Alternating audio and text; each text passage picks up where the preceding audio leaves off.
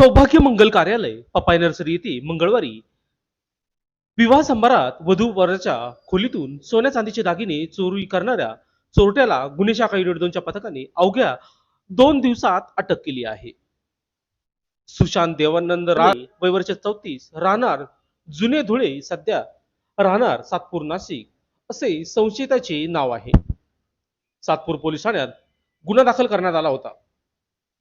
तपासादरम्यान पोलिसांनी घटनास्थळी भेट देऊन सीसीटीव्ही फुटेज तपासले. संशयित मोपेडवरून येऊन कार्यक्रमात सहभागी झाल्याचे निदर्शनास आले.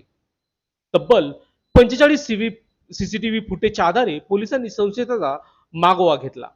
संशयित निमा हाऊस ते स्वारबाबानगर रस्त्यावर मोपेडसह येणार असल्याचे समजतात पोलिसांनी आयटीआय मागे सापळा रचून त्याला अटक केली.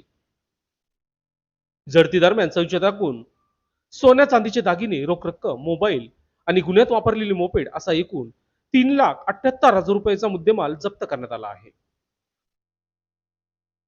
सदरची कामगिरी नाशिक पोलीस आयुक्त संदीप कर्णिक, पोलीस उपायुक्त प्रशांत बच्चाव, सहाय्यक पोलीस आयुक्त संदीप मिटके यांच्या मार्गदर्शनाखाली सहाय्यक पोलीस निरीक्षक हेमंत तोडकर यांच्या नेतृत्वाखाली युनिट 2च्या पथकाने ही उत्कृष्ट कामगिरी केली आहे.